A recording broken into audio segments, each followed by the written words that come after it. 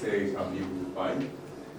Bem, eu vou concordar até certo ponto com o Ander. Certo. Porque eu realmente não devo, eu defendo que deve haver uma comunicação saudável, no sentido de haver um fortalecimento entre ambos, né? Agora, o pai ser amigo do filho, isso eu para mim já vou com alguns pontos de interrogação, porque o pai não pode ser amigo do filho. Mas por que não pode? Deve apenas haver uma comunicação saudável, no sentido... Partindo do pressuposto dos princípios que norteiam uma amizade, não é possível que o pai e o filho sejam amigos? Eu não vou... que são os princípios da amizade? O conceito da amizade? Não vou colocar amigos, né? Não vou colocar devem ser amigos. Deve haver uma comunicação saudável. Uma comunicação saudável. Exato. Uma vez que o diálogo é uma forma de comunicação que duas pessoas, né, trocam entre si, no sentido de poder haver respeito, troca de ideias, e eu acredito que se houver uma comunicação saudável, as coisas vão correr da melhor maneira possível. Agora, o filho ser amigo do pai, ou o pai ser amigo do filho, isso para mim não concordo muito com essa ideia. Ander, para que haja uma boa comunicação, um bom diálogo, é importante que se tenha aí uma boa amizade. É possível que haja boa comunicação, bom diálogo sem existir amizade? Penso que sim. O comunicar devidamente tem a ver com sermos compreendidos e compreendermos o outro lado. Não tem nada a ver com amizade. Aliás, há pessoas que nem são nossos amigos, mas temos uma comunicação saudável. Mas aqui, puxando o lado para quando referimos ao pais, ou seja, aos pais e aos filhos, é um bocadinho complicado falarmos sobre isso. Mas, portanto, um filho deve ter a consciência de que aquele é seu pai, não seu amigo. Por quê? Ora, vejamos, entende-se que nas amizades nós partilhamos muita coisa e também nossos amigos nós acabamos por ocultar algumas situações. Então, sendo um filho nosso filho, não nosso amigo, caso ele cometa algum erro, nós, ao resolvermos e vermos que não há solução, nós podemos expor isso para outras pessoas, no caso avô, etc., para poderem também dar maior subsídio ou uma resolução diferente naquela questão. Já para as amizades, não. Vezes que você tem que morrer com o segredo mesmo do teu amigo. Então, é nesta vertente aqui que chamo. E vamos ser sinceros, há amigos, né, que são teus amigos já para fazer coisas erradas, estás a ver, né? A missão do... Não entendo? Não, mas rapaz, assim, da nova geração, pega um filho, um abubu, né, conforme se diz da gíria, pronto. Não deve se transferir. Até que ponto isso acaba por influenciar de forma negativa na relação entre pai e filho? Levar o filho para um abubu, para uma festa, até que ponto isso atrapalha aquilo que é a relação entre pai e filho, ou a responsabilidade do pai e dever do filho, até que ponto isso atrapalha? Eu acho que o meu colega Ander, não é? Eu acho que seria bom que ele conceituasse o que é isso, amizade, não é? Porque ele fala que entre pais e filhos há ou deve haver certos limites, não é? Porque é a figura paterna que representa. Logo, será que tudo quanto ele abordou não se pode fazer na amizade? Os amigos, as coisas dizem na gíria que a minha liberdade termina no começo do outro. Se nas nossas amizades, nos nossos amigos, nós temos certos limites, nós conversamos de tudo um pouco. Agora, e com nossos filhos, será que não é possível fazer a mesma coisa? E nós temos uma amizade com nossos filhos? Claramente, não estamos aqui a afirmar que os nossos filhos devem ser totalmente nossos amigos, não é? a ponto de nós levarmos eles aos nossos apupus, conforme tem sido dito por aí. Porque certamente tem que se respeitar a figura e a autoridade do pai, mas não vamos transformar a nossa casa num lar militarista, não é? Quer dizer que é possível a amizade desde que se estabeleça o limite. Olha, Exatamente. então, é isso que conforme eu estava aqui a dizer. Ora, vejamos, um amigo seu entende-se que é alguém que é da mesma geração, alguém que entende a tua linguagem codificada. Eu entendo que há certas formas de abordarmos com nossos amigos que não deve haver com nossos filhos. Não estou a querer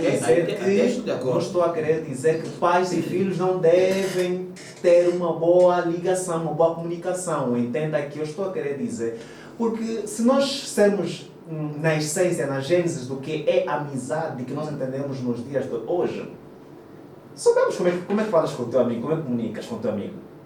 Não com tanta formalidade, não é? Então defende que na comunicação com os nossos filhos também deve haver formalidade. É isso? Entendo que ao abordarmos com os nossos filhos, devemos ter um bocadinho mais de cautela ao que falar. Claro que consoante a idade também isso influencia. E digo isso porque com nossos amigos, conforme eu já disse, entende-se partindo do ponto que eles são da nossa geração, são da nossa idade, têm as nossas andâncias. É diferente abordarmos com o nosso filho, que é de uma geração, entre aspas, diferente, mas de uma linhagem diferente. Nós não vamos comunicar da mesma forma, certo? E eu sempre defendo que o filho tem que estar consciente que este é meu pai mesmo. Claro, deve confiar, deve ver no pai aquela figura, no pai ou na mãe, nós vamos aqui só colocar no pai, uma vez que também estamos a aproximar aí o dia 19. Prontos, deve olhar o pai como aquela pessoa que, se eu estiver em perigo, é a primeira pessoa que eu vou ligar para poder resolver ou ajudar-me a resolver aquele problema. O pai até, isso espelha-se nas crianças, tem a figura de super-herói, estás a ver? Ele não vê o pai como, mesmo nos desenhos animados, ele não vê o pai como um amigo. Ele vê como um super-herói, ou seja, aquela pessoa superior, assim possamos dizer, que vai estar lá para transmitir aquilo que deve ser feito, que deve ter como conduta ao viver também. 11 horas e 22 minutos em toda Angola. A questão que eu vou colocar é transversal. Normalmente, e nos últimos tempos, tem sido um desafio manter a comunicação entre pais e filhos, a comunicação saudável e assertiva. A questão é de que forma deve-se desenvolver uma comunicação assertiva dentro de casa com o pai e com o filho. Quais são os limites que um filho deve ter ao se dirigir ao pai e como é que o pai, quais são os limites do pai ao se dirigir com o filho a nível de comunicação? Isso tem sido um dos grandes problemas. Já não estamos a falar da amizade, mas sim da comunicação em si. É transversal. Bem, eu posso tentar dizer que a comunicação ela começa desde tenra idade, no momento em que o pai vai construindo isso com o filho, desde criança, e eu acredito que quando o pai é aberto, exprime os seus sentimentos, também segurança perante o filho, eu acredito que em determinados momentos que o filho tiver em uma situação para colocar ao pai, o filho será aberto no sentido de expressar aquilo que ele sente. Uma vez que a comunicação principal, ou no momento em que o filho sentir que está à vontade para comunicar com o pai, isso vai ajudar o filho no sentido dele ser aberto, né? Dele mostrar que realmente eu posso confiar no meu pai, e independentemente do problema for situações que o filho sentir-se, posso muito bem dizer, acanhado, uma vez que o pai mostrou ser aberto, então o filho também mostrará que estou à vontade para expressar aquilo que eu sinto. Por exemplo, há tempos eu tive uma conversa com o meu filho, uma vez que ele está numa fase de pré-adolescência, há necessidade de ter aquela conversa, porque a voz vai começar já a ter uma determinada alteração, os órgãos vão começar a ter também o seu desenvolvimento.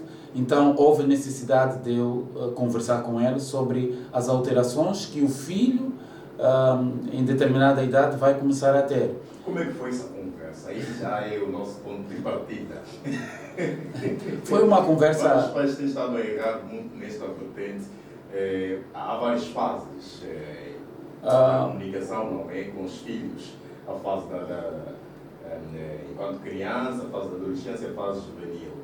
Sei que a fase da puberdade é a fase mais difícil e é preciso um traquejo, a maneira como vai se comunicar com o filho. Como é que deve-se comunicar nesta fase? Bem, eu acredito que não podemos usar não podemos, como é que eu posso dizer, nós temos que chamar as coisas pelos seus nomes, né? Não podemos usar determinados termos que os filhos não entendam. Devemos ser claros na comunicação. Se é órgão genital, então temos que dizer que é órgão genital e que em determinado momento ele vai ter esse desenvolvimento e que se for mal usado ou se for usado de uma forma inadequada, as consequências serão estas e aquelas. E eu acredito que esse tipo de comunicação ele vai fortalecer, né, o ambiente, a confiança que o filho vai ter com o pai. Isso levou-me a levar o meu filho a um médico, no sentido de ele perceber em que idade as coisas devem ser usadas, né? E como devem ser usadas e quais são as consequências que houver caso não tiver a precaução de ter uma higiene adequada, por exemplo. Então, a pessoa tem que mostrar na realidade quais são as consequências e os benefícios que há se nós usarmos o nosso corpo ou determinada situação no momento exato. Ok. André, aqui o nosso grande amigo falou da questão do filho, não é? Da fase da puberdade, do rapaz. Quanto à menina, quem deve se comunicar com a menina? Quem deve esclarecer determinados pontos da fase da puberdade? Quanto à menina, quem deve esclarecer? Grande questão, não é? Mas de uma forma simples também de ser respondida. Deve esclarecer aquele do casal, ou seja, um dos indivíduos mais esclarecido ainda sobre o assunto, não é? Entende-se aqui que... Não necessariamente com gênero, porque o explicar tem a ver com a transmissão e nem sempre quem é direto. Pode ser a mãe, não é? Que no caso, não é? Que passou ou que passa pela mesma situação, mas não ter aquela capacidade também de transmitir devidamente à menina. Portanto, o mais importante aqui, conforme já disse, foi dito muito bem, é chamarmos os bois pelos bois, ou seja, dar o nome às coisas tal qual como elas são. E passarmos a visão do seguinte para os filhos, que estamos numa fase da sociedade tão dinâmica que já não há tempo de aprendermos com os nossos erros. Ou seja, já não há tempo de tu errares consequentemente esperar aprender. Se você errar, ainda podes morrer. Então, é importante que os filhos, conforme eu já disse, consoante a sua idade, saibam ouvir os pais. Primeiro, por quê? Porque são pessoas que já passaram por aquelas situações e se mesmo assim eles desafiarem-se em não cumprir aquilo que os pais ou que os pais estão a transmitir, vão para estes lugares ou façam essas coisas de forma consciente de que estão propensos a falharem ou errarem, porque uma pessoa próxima a eles, numa determinada altura, já passou por aquela situação e houve isso e aquilo. Também aqui levantou-se a questão do sexual, não do sexo, assim podemos dizer, qual é a idade necessária. Acho que aqui há um contraste entre idade e maturidade. Como podemos aqui notar, com o passar do tempo, a idade permitida juridicamente foi se alterando diz-se que nos anos primordiais era com os 12, depois passou a ser por 15 e depois agora por 18 e acabamos por ver em algumas sociedades, por exemplo aqui nos Estados Unidos, alguns para ter carta de condução e fazer algumas outras coisas, já é com os 21, estás a perceber? Então aqui não é só uma questão de idade para o filho fazer isso, é uma questão também de maturidade. Há quem tem muita idade, mas ainda assim é um filho muito imaturo, é um filho muito irresponsável. Quando o filho é imaturo, é resultado de quê? De má educação dada pelos pais, muitas vezes? É bem, Não é bem a má educação dos pais, né? É que não houve, de certa forma, os pais não colocaram limites aos filhos. Por exemplo, um filho que foi ontem que eu estava na mesa a pesquisar algo ao computador e o meu filho estava a ver o jogo do Barcelona. Certo, Exato. foi o jogo E como ele tinha que ir para a escola hoje, chegou um período, no meio do jogo, eu tive que orientar ele a se deitar, porque era o horário que ele normalmente tem. O horário que ele normalmente tem. Bem, nós, no nosso diálogo, que criamos limites. E, de certa forma, o pai tem que ser coerente naquilo que são os limites, no cumprimento. Chegamos a um acordo que todos os períodos noturnos, quando forem 21 horas e 45 minutos, ele tem que se deitar. Então, como chegou a hora, eu tinha que lhe fazer lembrar que nós temos um acordo que às 21h30 e 45 minutos ele tem que se deitar. Não criou uma resistência? Criou até certo ponto uma resistência, mas eu creio que o diálogo ou a proibição tem que ser com uma explicação. Eu não posso proibir o filho sem dar justificações porque é que eu estou a proibi-lo de fazer determinado ou de deitar tarde, quais são as consequências. Eu tenho que explicar a ele quais são as consequências, porque pela manhã cedo ele tem que se levantar e ir para a escola. É bastante complicado ir dormir ao meio do jogo sem saber, é verdade. Mas a vida é feita de sacrifícios. É a grande questão dos tempos, não é? Sim. É a grande questão dos tempos. Antigamente, os nossos pais, estamos a falar dos anos 80 e tudo mais, era raro televisão em todas as casas e tudo mais, e parecia que aí o diálogo facilitava e a comunicação facilitava porque não tínhamos essas coisas que hoje temos e que vamos ter, acaba por ser um desafio. Mas ainda assim, eu acho que acabamos, falava sobre a questão de quem seria culpabilizado pela má educação dos filhos. Pela falta, né? Pela falta. Má educação, a educação é boa. Pela falta de educação dos filhos. Nós temos, em parte, a responsabilização deve ser nossa enquanto pais. Especialistas dizem que a comunicação começa desde o ventre, desde que a criança esteja na barriga. Quando o pai chega do trabalho, tiver um livro, vai acariciar a barriga da mãe e conversar com ele. Por esta razão, por muitos pais não fazerem isso, quando chega na fase da puberdade, alguém, meu homólogo aí disse que a responsabilização ou a responsabilidade de informar ou de comunicar e conversar sobre o período de transição de uma fase para outra deve ser aquele, não é? Que estiver mais próximo ou for bom. Mais esclarecido. Mais esclarecido, pronto, muito obrigado. Eu acho que a responsabilização deve recair sobre o casal, sobre os dois. E não propriamente nós empurrarmos para alguém, olha, amor, faz isso, você conversa com ele. E a conversa deve ser muito antes. Bem, deixar bem patente, quando eu respondi, era numa questão de quem deve transmitir, não de quem deve ser culpabilizado. Quem deve transmitir. A culpabilização, claro, é do caso. Sim, mas mesmo assim, ele fez aí uma questão, quem é que eu acho que deve informar mais sobre isso? Nós sabemos mesmo nos casais que nem todos têm a mesma linha de pensamento. Exatamente. Nem todos têm a capacidade de transmitir e ser compreendido ao mesmo tempo.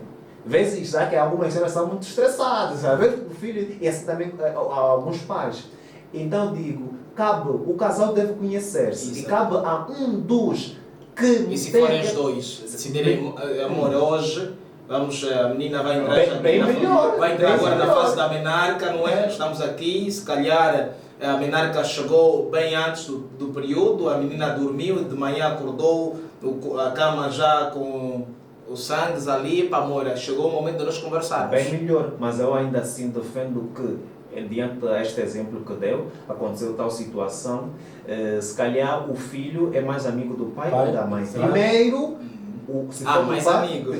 Sim, vamos dizer mais amigos, não é? ok. Mais aberto. Mais aberto. Exato, mais aberto. Pronto.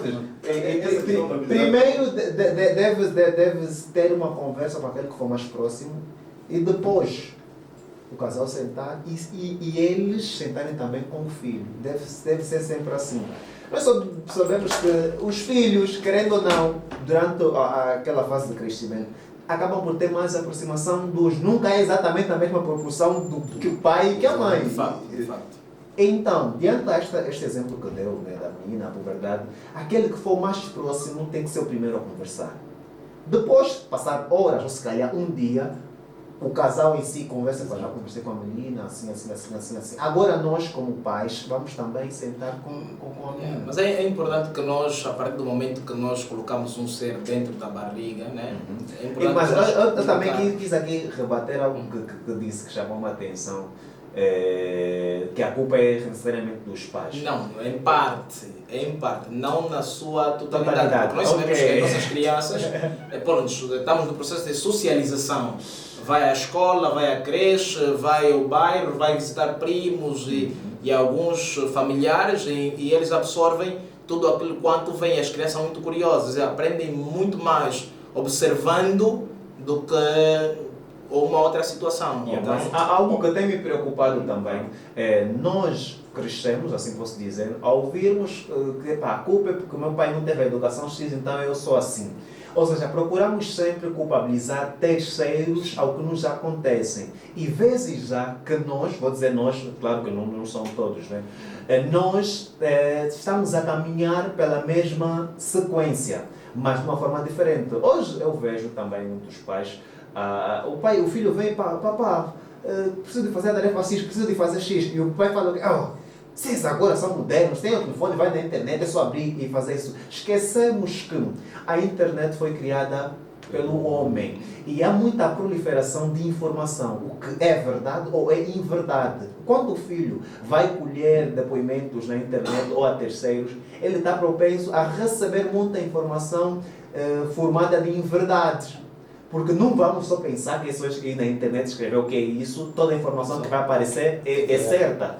Então, ainda assim, os pais desta fase, de outras fases, que vão sempre dizendo, não, o meu pai é que foi culpado, devemos já amputar esta linha de pensamento.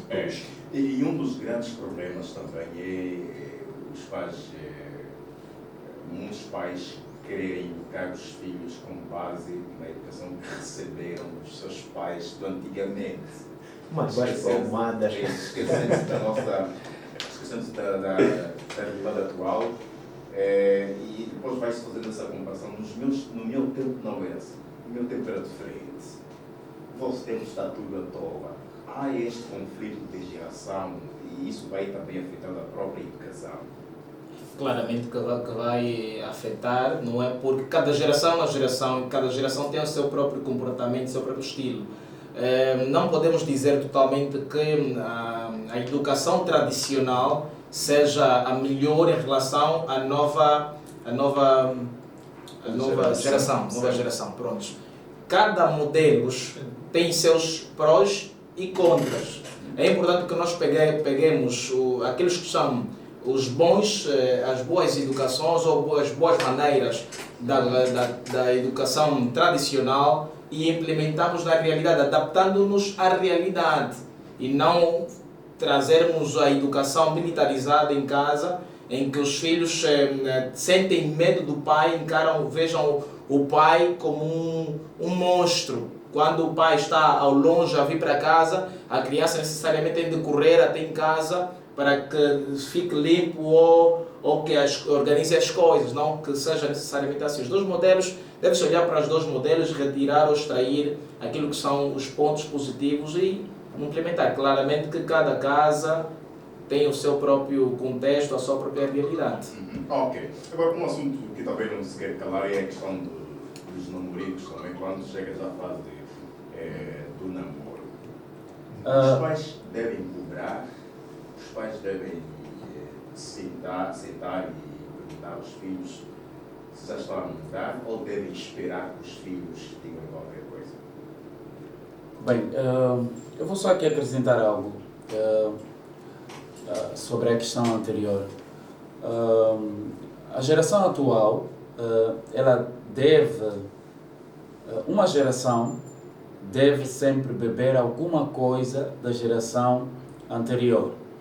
E isso é importante porque hoje nós somos o que somos porque carregamos algo da geração anterior.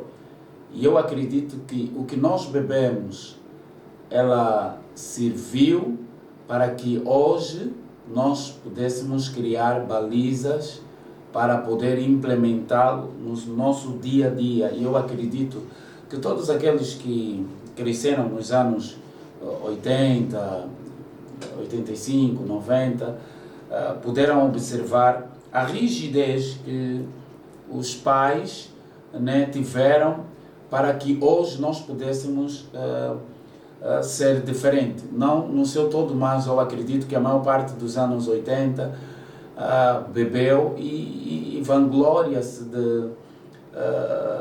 daquilo que bebeu da geração anterior.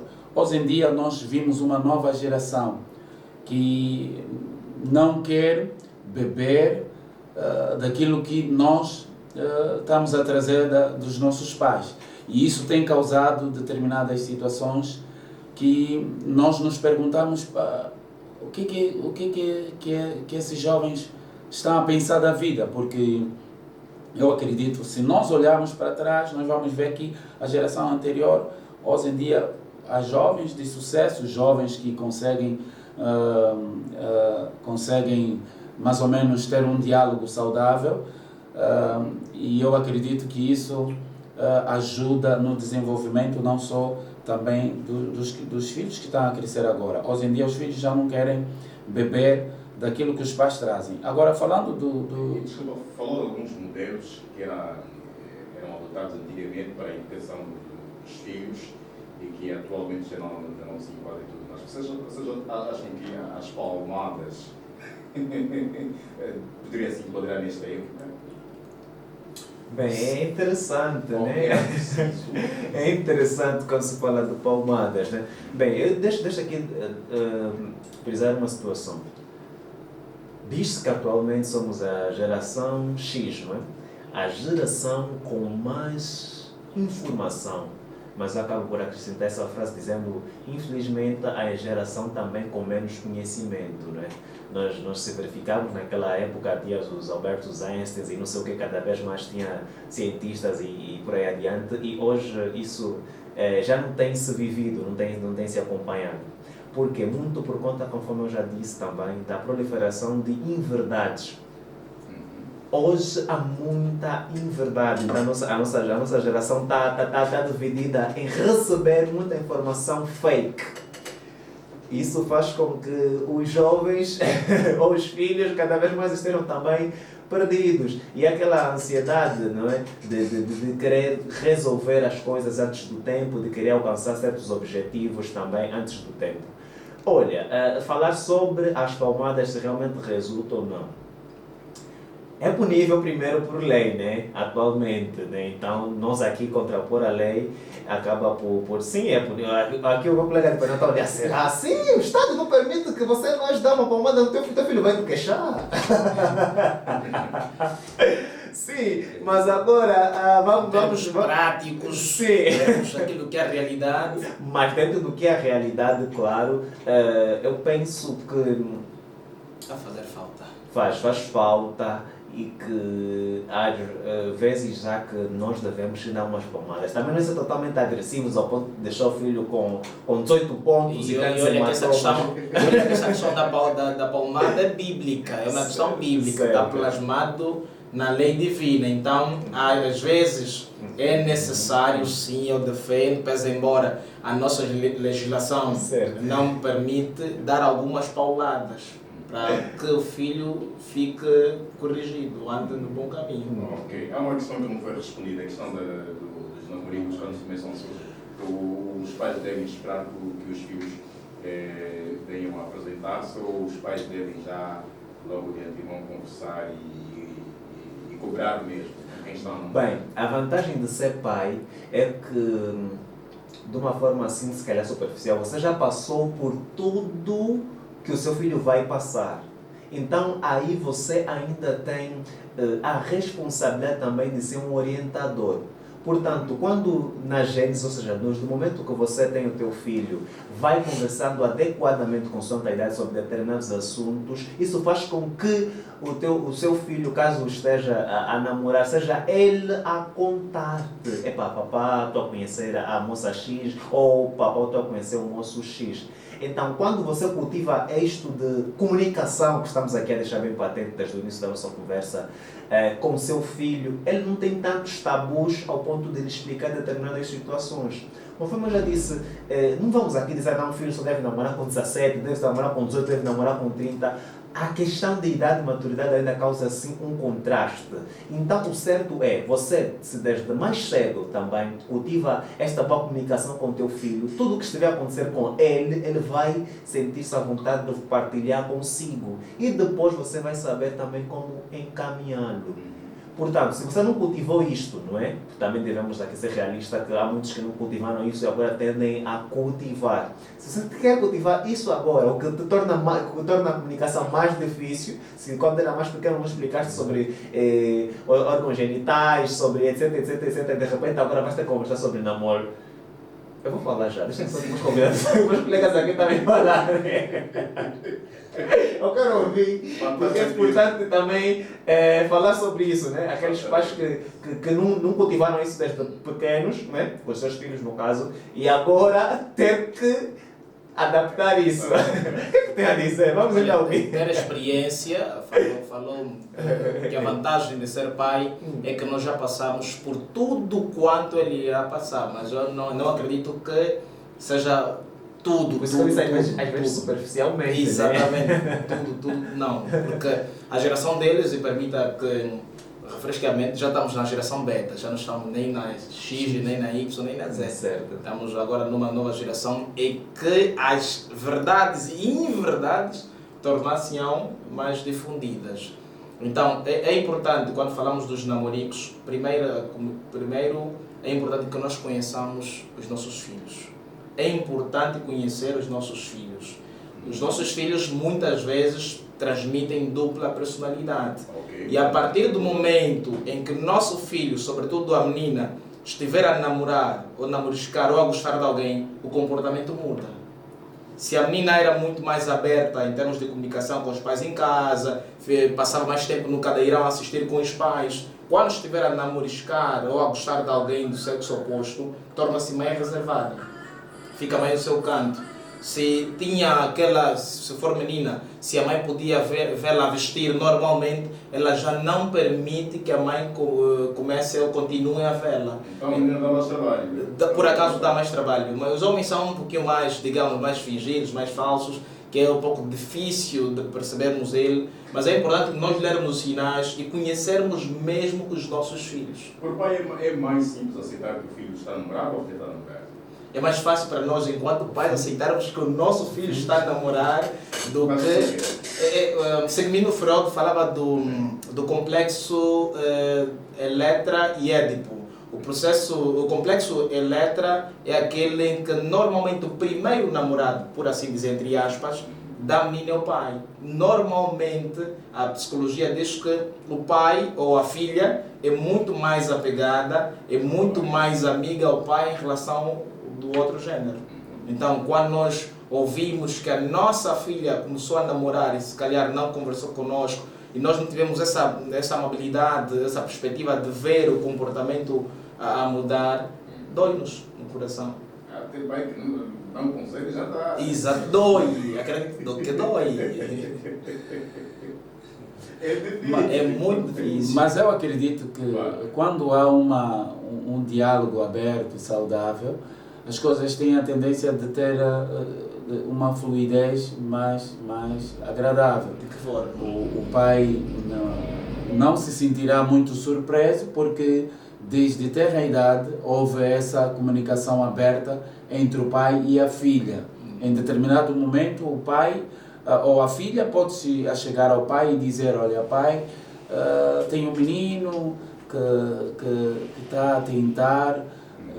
Isso tudo só virá em função do diálogo saudável que haverá entre o pai e a filha. Até pode haver diálogo, mas entenda que as televisões, os desenhos animados, atualmente os desenhos animados, revestem muito desta coisa, normalizam o anormal, que para nós é anormal, agora torna-se normal. Então é importante que nós, enquanto pais, também saibamos fiscalizar os conteúdos que os nossos filhos consomem. Por exemplo, já para a nossa realidade, para a nossa legislação, não é aplicável a questão da homossexualidade, mas nos desenhos animados já é possível normalizar, já vemos aí bonecos do mesmo sexo, não é, do mesmo gênero, se está correto, a contraírem matrimônio. Então nossas crianças vão crescendo encarando isso como normal, vão vendo pequenos bonecos ou desenhos animados, já namoram, são pequenininhos, mas já namoram. Então eu posso ir à escola, posso ir à creche, o colega fulano é meu namorado, a colega fulano é minha namorada, encarado de forma normal. Então é importante que nós sejamos fiscalizadores dos conteúdos e a comunicação. Quando falamos em comunicação, temos de aprender a saber perguntar, conversar. Há quem não sabe perguntar, é preciso saber perguntar. Por exemplo, para o filho já mais crescido, em vez de nós perguntarmos como foi o teu dia, imagine que o pai chegou ao trabalho, do trabalho para casa, em vez de nós perguntarmos como foi o teu dia, podemos perguntar, para estimular a escuta ativa, o diálogo, qual é a parte mais interessante do teu dia. Porque ali, se eu perguntar como foi o teu dia, ele vai limitar-se a falar boa, ou bom, ou mau. Mas se eu perguntar qual é a parte mais interessante, que gostou do seu dia, ele vai esgrimir, vai explicar. Claro. Bem, infelizmente já não temos tempo, 11h52, vem aí o grande jornal. Cada um minuto, alguns segundos, que é para deixar as redes sociais, os contactos, a agenda. E, claro, para quem quiser alguma mentoria, agendar qualquer coisa, vamos embora então. Anderson, letrado. Bem, já sabem, minhas redes sociais é @VD, tanto no TikTok também quanto no Instagram. O meu contacto é o 923-021-684. Já relacionado ao assunto pais e filhos, o certo é conheçam-se, tanto os pais conheçam os seus filhos, os filhos conheçam os seus pais. Boas. Bem, eu queria dar uma conclusão antes de mencionar aqui os meus contactos. Dizer que o diálogo é uma ferramenta fundamental para a comunicação eficaz, seja em casa, serviço, trabalho e ambientes sociais. E dialogar significa ouvir com respeito e compreender também o nosso próximo. Eu estou nas redes sociais como Edson Narciso, tanto no Facebook como no Instagram. E o meu contacto é o 923 85 89 50. Boas. Jazio Calueto é o nome de todas as plataformas digitais. Estamos abertos para convites, para palestras e outras atividades. Todo tipo de evento. Todo tipo de evento, casamento. Estamos. Exatamente. Estamos abertos para isso. A agenda está aberta. Já neste sábado fui convidado para uma palestra na qual vou falar, não é? Passa a redundância que não existe. Vou falar sobre o futuro, né? Começa hoje, como tornar-se ou ter sucesso profissional no futuro. Então, convidamos todos. E relativamente ao nosso tema, pais, futuros pais, criem um vínculo de comunicação eficaz e assertiva com os vossos filhos. Para aqueles que ainda não são, quando um dia o serem, comecem a comunicar, se puderem cantar e contar histórias para os filhos a partir do momento que eles estiveram no ventre e continuem esta comunicação. Sejam amigáveis e amigos para com vocês. Bom, bem, chegamos à reta final de mais uma edição do vosso e nosso programa Café da Manhã, referentes ao dia 17 de março do ano 2025. Nosso muito obrigado pela disponibilidade e pela envolvência. Já sabe, ser vencedor na vida é levar a vida com verdade. Onde quer que vá, seja sempre do bem, seja verdadeiro. O resto são papas de calendário. Tchau, tchau. Rádio Stop FM 107.3